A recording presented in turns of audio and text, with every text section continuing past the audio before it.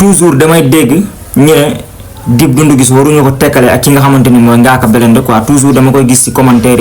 yi yenn fans Dip yoo xamante ni dañuy ñëw wala ñenn ñoo xamante ni ay melomaan lañ dañuy ñëw naan non waruñu tekkale Dip ak Ngaaka, Dip du moromu Ngaaka Blindé, Dip li muy teg maanaam niveau yi bokkul, li muy teg ak Ngaaka Blindé lu muy teg niveau yi bokkul.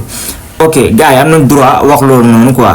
dëgg la nag Dip tey boo ko jëlee ci côté carrière boo xoolee carrière Dip Doundou Guiss nga xool carrière Ngaaka Blindé mun nga ne ñoom ñaar waruñu leen tekkale quoi mais il faut ngeen xam ni domaine boo dem il faut mu am concurrence pour affaire yi mun a neex quoi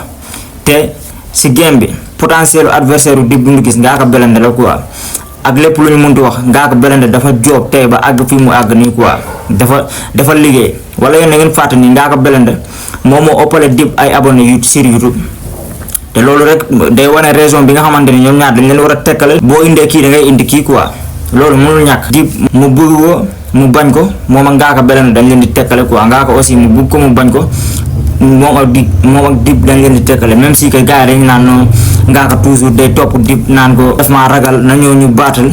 ok ñoom ñaar boo xoolee seen personnage ci biir rap bokkul quoi Dip dafa am personnage boo xamante ni boobu lay incarné Ngaaka am personnage boo xamante ni boobu lay incarné ñoom ñaar lu ñuy def bokkul ku nekk dafa am da nga am sa destination boo xamante ni moom nga viser quoi.